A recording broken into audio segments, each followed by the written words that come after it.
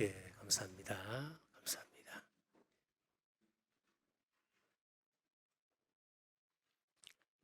목이 곧은 백성이라고 하는 제목으로 하나님의 말씀 선포하겠습니다. 신명기서는 이스라엘 백성이 누구인가에 대해서 분명하게 우리에게 가르쳐주고 있습니다. 이스라엘 백성은 신명기 7장에서 보면 두 가지로 말씀하고 있습니다. 신명기 7장 6절 말씀입니다. 너는 여호와 내 하나님의 성민이라. 내 하나님 여호와께서 지상 만민 중에서 너를 자기 기업의 백성으로 택하셨나니. 자, 첫째는 하나님의 백성들은 성민이다 그랬습니다. 그리고 거룩한 백성이라 그랬습니다. 거룩하다고 하는 말씀은 세상적으로 봐서 완벽하다 그런 뜻이 아니에요. 하나님께서 다른 많은 사람들 가운데 특별히 구별하여 세우셨다, 구별했다고 하는 뜻입니다. 하나님은 우리를 따로 우리를 구별해 놓으셨습니다. 세상 사람들과 똑같이 살다가 함께 멸망할 사람들이 아니라는 거예요. 하나님께서 거룩하게 구별하여 놓은 백성들입니다. 그리고 두 번째는 이스라엘 백성들은 택하신 백성이다 그랬습니다. 이스라엘 백성들이 수요가 많아서, 능력이 많아서, 그리고 조건이 좋기 때문에 선택한 것 아니었습니다. 하나님께서 기뻐하셨기 때문에, 하나님께서 우리를 사랑하셨기 때문에 선택하셨습니다. 그래서 이런 선택을 무조건적 선택이다라고 이야기합니다. 우리에게 어떤 조건이 있어서 택함을 받았다 한다면 그 조건이 사라지면 하나님의 그 택하심도 사라지게 될 것입니다. 그러나 무조건적 선택이기 때문에 그 택함은 영원합니다. 이 사랑을 믿고 감사할 수 있는 우리 모두 되시길 주님의 이름으로 축복합니다. 그럼에도 불구하고 오늘 본문 6절에는 이스라엘 백성들의 또 다른 모습을 말씀하고 있습니다. 6절 말씀입니다. 그러므로 내가 알 것은 내 하나님 여호와께서 내게 이 아름다운 땅을 기업으로 주신 것이 내 공의로 말미암음이 아니니라. 너는 목이 곧은 백성이니라. 이스라엘 백성들은 목이 곧은 백성이다라고 했습니다. 그렇습니다. 신명기서가 보여주는 이스라엘 백성의 정체성이라고 하는 것은 먼저 하나님의 성민이요 택함받은 백성입니다. 그리고 동시에 목이 곧은 백성들이다라고 이야기했습니다. 이것은 오늘 우리에게 주시는 말씀이기도 합니다. 우리의 정체성이기도 한 것입니다. 우리 역시 하나님의 성민입니다. 택함받은 백성입니다. 이것은 전적으로 하나님의 은혜입니다. 자격 없는 우리 하나님께서 택하셨습니다. 그리고 예수 그리스도의 십자가 보혈로 구원받게 하셨으며 성령님의 역사 가운데서 하나님과의 약속을 지켜가게 하셨습니다. 그러나 동시에 하나님 보실 때 우리 또한 목이 곧은 백성입니다. 이것은 우리에게서 감추고 싶은 약점이요 어쩔 수 없는 한계점입니다. 그래서 우리는 이 문제와 씨름하지 않을 수 없습니다. 첫째, 목이 곧은 백성의 의미입니다. 6절에서 7절 말씀입니다. 그러므로 내가 알 것은 내 하나님 여호와께서 내게 이 아름다운 땅을 기업으로 주신 것이 내 공의로 말미암음이 아니니라. 너는 목이 곧은 백성이니라. 너는 광야에서 내 하나님 여호와를 경노하게 하던 일을 잊지 말고 기억하라. 내가 애굽 땅에서 나오던 날부터 이곳에 이르기까지 늘 여호와를 거역하였으되. 자, 목이 곧다라고 하는 이 말씀에서 곧다라고 하는 것은 뻣뻣하다 그런 뜻입니다. 이 말씀은 멍게를 지지 않으려고 뻗대고 있는 소의 모습을 보여주고 있습니다. 그러니까 목이 곧은 백성이라고 하는 것은 이스라엘 백성들이 여호와의 뜻을 거역하고 버티는 불순종의 모습을 나타내는 말이기도 합니다. 오래전 미국 서부의 농장주들은 야생마를 잡아왔을 때 이런 방법을 사용을 했다고 그럽니다. 집에서 키우는 작고 힘없는 당나귀를 잡아온 야생마와 함께 묶어 초원으로 풀어줍니다. 처음에 이 야생마는 이리 뛰고 저리 뛰며 힘없는 당나귀를 끌고 요요히 초원으로 사라집니다. 그렇게 며칠 지나고 나면 야생마와 당나귀가 함께 돌아온다고 하는데 둘은 여전히 함께 묶여 있습니다. 그런데 그 이전과는 판이하게 다릅니다. 모습이. 당나귀가 앞장을 서고 뒤에 야생마가 얌전히 따르고 있는 것입니다. 도대체 무슨 일이 있었던 것일까요? 당나귀를 떼어놓기 위해서 젖먹던 힘까지 다 쏟아내며 날뛰던 이 야생마도 매달려 있는 당나귀는 이길 수가 없는 것입니다. 결국 포기하고 얌전하게 길들여져 오고야 만다는 것이지요. 그렇습니다. 목이 곧은 백성은 이와 같습니다. 하나님의 뜻을 따르지 않으려고 버팁니다. 하나님의 통제에서 벗어나려 발버둥하는 것입니다. 이스라엘 백성이 본질상 이런 기질을 가지고 있었다라고 하는 것이죠. 7절 말씀입니다. 내가 애굽 땅에서 나오던 날부터 이곳에 이르기까지 늘 여호와를 거역하였으되 이스라엘 백성이 하나님의 놀라운 능력으로 애굽에서 탈출했습니다. 출애굽했습니다. 그리고 모압까지 오면서 40년이라고 하는 세월이 걸렸습니다. 그 40년 세월 동안 목이 곧은 기절을 드러내고 하나님을 거역해 왔다라고 지금 말씀하고 있는 거예요. 사실 우리들도 살아온 길을 돌아보면 과연 이스라엘 백성들과 다르다고 말할 수 있겠습니까? 우리도 우리 안에 이스라엘 백성들처럼 목이 곧은 기질이 있음을 인정하지 않을 수 없습니다. 하나님의 은혜를 받고 놀라운 사랑을 체험하며 살면서도 하나님의 뜻을 거스르며 살아갑니다. 하나님께서 인도하시는 길을 가면서도 불평하며 원망하며 우리는 살아갑니다. 인간관계에서도 마찬가지입니다. 목이 곧은 사람은 자기 우월감만 믿고 야생마처럼 행동합니다. 그때 기억하십시오. 야생마 같은 우리 내면에 인내의 당나귀를 함께 묶어두어야 온유한 성품으로 훈련받을 수 있습니다. 온유한 성품 되어야 하나님 앞에 쓰임받는 성품이 됩니다. 온유한 성품 되셔서 우리 모두 하나님 앞에 쓰임받는 2023년, 2022년이 되시길 주님의 이름으로 축복합니다. 둘째, 목이 곧은 백성의 특징입니다. 27절 말씀입니다. 주의 종 아브라함과 이삭과 야곱을 생각하사 이 백성의 완악함과 악과 죄를 보지 마옵소서. 자, 신명기 9장에서 목이 곧은 백성들의 특징을 말씀하고 있는데 그 특징 중 하나가 무엇이냐니까 완악함이라고 하는 것입니다. 이 완악하다라고 하는 말을 의학적 용어를 빌어보면 경화되다 그런 뜻이에요.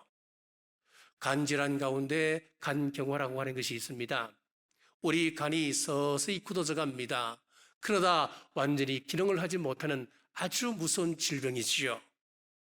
마음이 굳어졌다고 하는 것은 이런 의미이기도 합니다.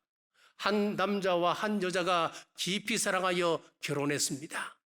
그런데 살다 보니까 얼마나 일상에 시달리는 것이 많습니까? 사는 것이 바쁘다 보니까 서로에 대한 마음이 식어져 갑니다.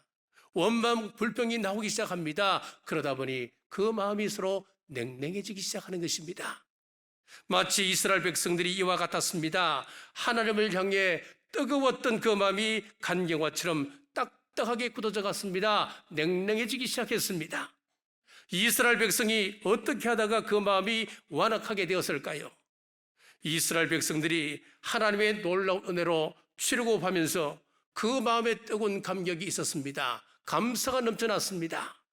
그런데 광야에 나와서 당장 먹고 사는 문제에 부딪히다 보니까 감격이 사라지며 마음도 서늘하게 변해가기 시작했습니다. 하나님께서 함께 하시는 구체적인 증거를 매일매일 확인하면서도 자기들 앞에 펼쳐진 모든 상황들은 견디기 힘든 광야 생활뿐이었습니다. 기대가 무너지며 원망과 불평이 늘어가기 시작했습니다. 홍해를 건넜을 때 그들이 얼마나 하나님을 향하여 큰 소리로 기뻐 찬양했습니까? 함께 즐거움에 춤을 추었습니다. 그런데 3일 후에 어떤 일이 벌어졌습니까? 그들 입에서 터져 나온 것은 하나님, 어떻게 우리에게 이럴 수가 있습니까? 라고 하는 원망과 불평이었습니다. 지금 그들은 하나님의 인도하심보다는 하나님을 믿으면 복 받는다 그러더라. 하나님을 믿으면 최소한 바로의 지배보다는 훨씬 나을 거야 라고 하는 자기 기대감이 있었습니다. 이것은 현대를 살아가는 우리 신앙인들의 모습이기도 합니다. 예수님 믿으면 복 받는다 그러더라. 예수님 믿으면 나가도 복을 받고 들어가도 복을 받고 들의 우양이 복을 받고 떡그릇 반죽이 복을 받는다.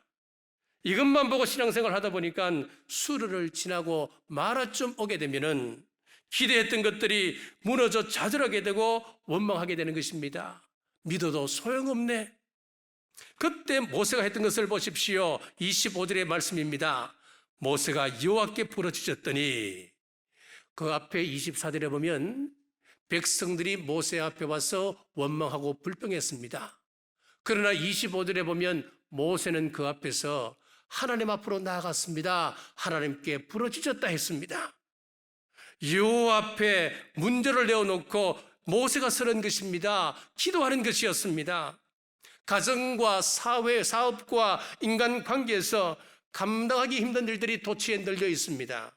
때로는 박해도 있습니다. 때로는 시련도 있습니다. 때로는 실패가 있습니다.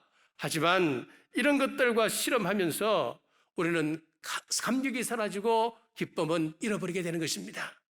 기대했던 것들이 이루어지지 않습니다. 좀처럼 형편이 나아질 기미가 보이지 않습니다.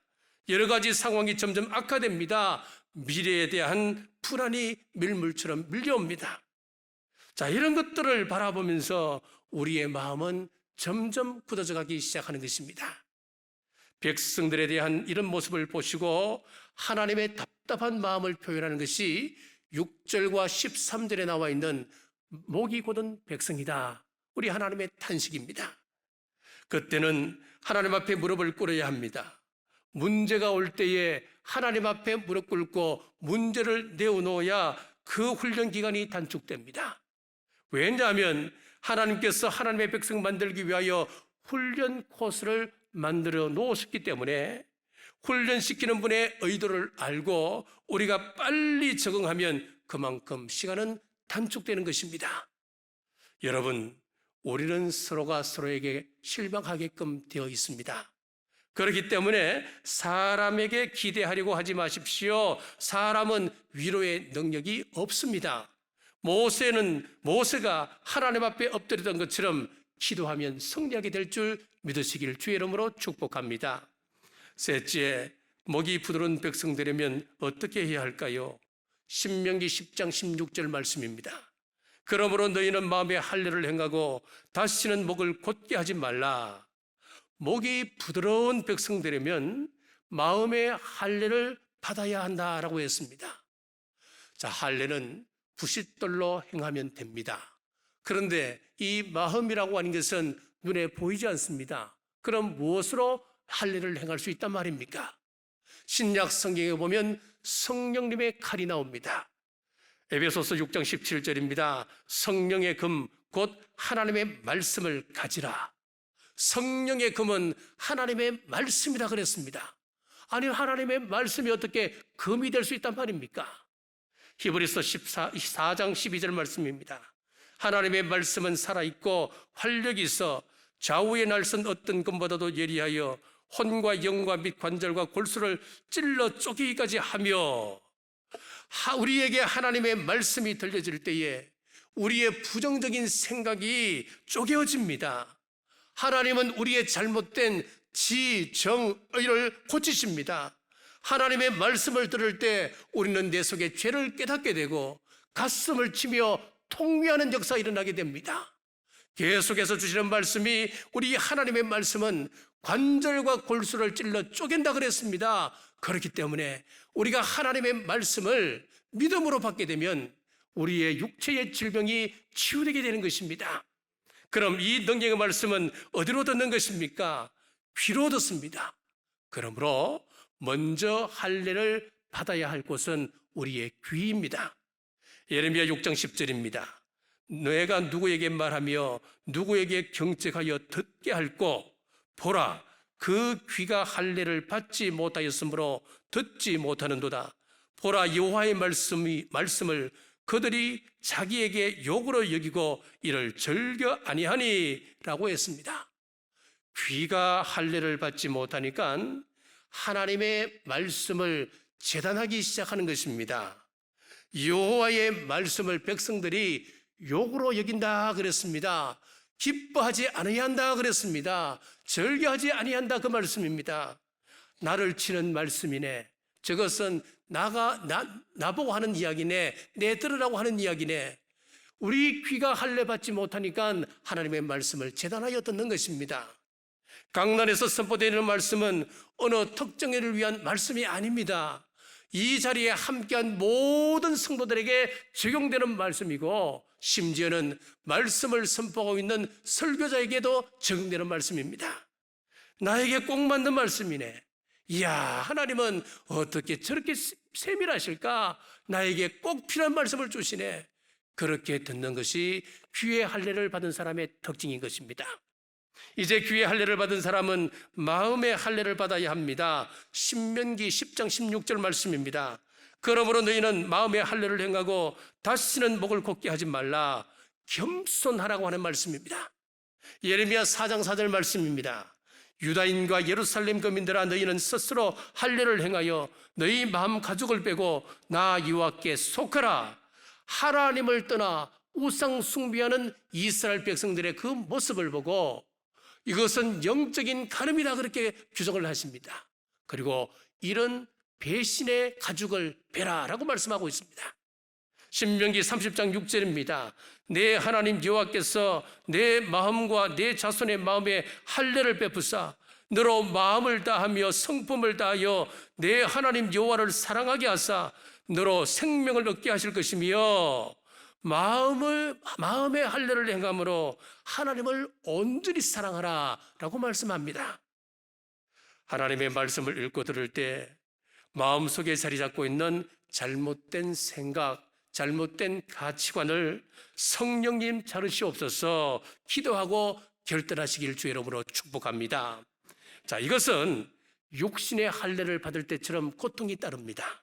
그러나 자르는 것이 고통스럽다 할지라도 온전히 하나님 백성 되려면 이거 잘라낼 수 있어야 합니다. 마음의 할례를 행하면 어떤 변화가 오느냐? 에스겔 36장 26절입니다. 새 영을 너희 속에 두고 새 마음을 너희에게 주되 너희 육신에서 굳은 마음을 제하고 부드러운 마음을 줄 것이며 라고 했습니다. 돌처럼 딱딱한 마음을 부드럽게 해주십니다. 얼음처럼 차가운 마음을 녹여주십니다. 불순종으로 강팍한 마음을 순종하는 부드러운 마음으로 바꿔주십니다. 늘 불평하고 원망하는 마음이 감사의 마음으로 바꾸어지게 되는 것입니다. 이것이 마음의 할례를 받을 때 우리에게 나타나는 변화입니다. 자, 이제 하나님이 우리에게 보기를 원하시는 것이 있습니다. 단지 믿는다고 고백하는 것으로만 끝나는 것 원치 않으십니다. 하나님의 말씀이 임할 때에 변화된 모습을 원하십니다. 자, 1960년대 가장 유명했던 가수 중에 클리프 리차드라고 하는 가수가 있습니다. 그가 부른 Congratulation은 많은 사람들에게 사랑을 받았던 곡입니다. 그가 최고의 인기를 누리고 있을 때에 예수 그리스도를 영접하고 신앙인이 되어서 훌륭하게 신앙생활을 했습니다. 그가 예수님을 믿고 보니 크게 두 가지 어려움이 있었다라고 고백을 했습니다. 첫째는 포기해야 할 것이 너무 많다고 하는 것이었습니다. 주일날 예배 드리러 가야 하는 시간에 다른 곳에서 공연 요청할 때 그것 거절하기 참 힘들었다고 이야기합니다.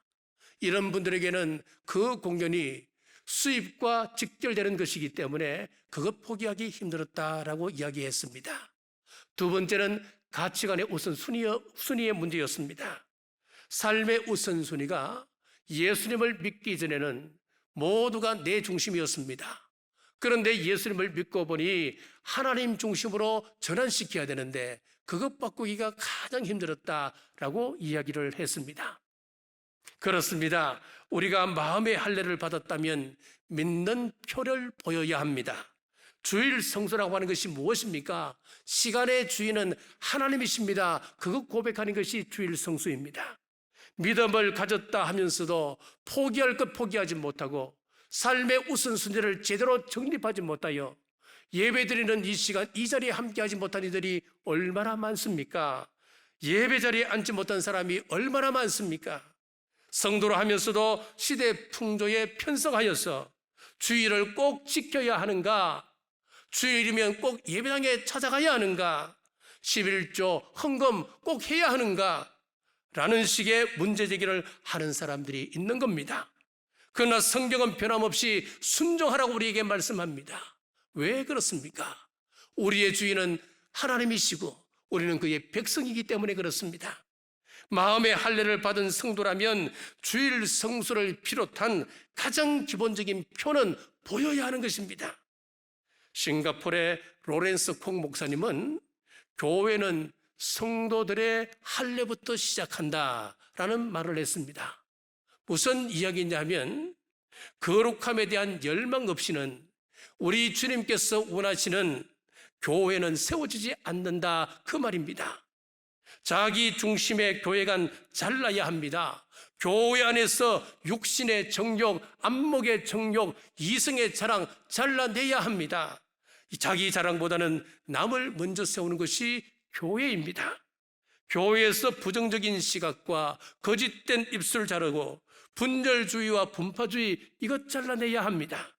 우리 남부교회 온 성도들은 말씀으로 귀와 마음의 할례를 받아서 하나님의 말씀이 선포되어질 때 나에게 주시는 말씀으로 받고 잘못된 가치관 잘라내는 성숙한 우리 성도들 되시길 주님의 이름으로 축복합니다. 말씀을 맺겠습니다. 이스라엘 백성들이 목이 곧은 백성이 될 때에 수많은 시행착오와 징계와 아픔을 겪었습니다. 마찬가지로 우리가 목이 곧은 백성이 되어질 때 교정받는 과정에서 수많은 어려움과 고통이 따르게 됩니다. 그러므로 하나님 앞에서 목이 곧은 백성이 아니라 귀와 마음이 할례를 받아 겸손함으로 우리 하나님의 기쁨과 충성된 종이라 인정받는 우리 남부의 모든 권속들 되시길 주님의 이름으로 축복합니다. 기도하겠습니다. 오늘 예배로 하나님께 나아갑니다. 영광 받으시옵소서. 저희들이 하나님을 믿는다고 했지만은 목이 곧은 백성이었습니다. 순종하지 못했습니다. 내 고집대로 살았습니다. 모든 것을 내 기준으로 신앙생활했습니다. 용서하여 주시고 하나님의 원하시는 방법을 좇아 마음의 할례를 행하여 말씀에 순종하게 하여 주옵소서. 우리의 귀한 마음을 할례받아 겸손함으로 충성된 종이라 인정받고 이 악한 세대에 미혹되지 않게 하옵소서. 우리 교회가 비전 2027을 선포했습니다. 모든 성도님들 겸손케 하셔서 올해는 더욱 나누는 교회 되고 주님의 뜻을 이루려 힘쓰는 교회 되게 하옵소서. 다시 오실 예수님 이름으로 간절히 기도드리옵나이다. 아멘.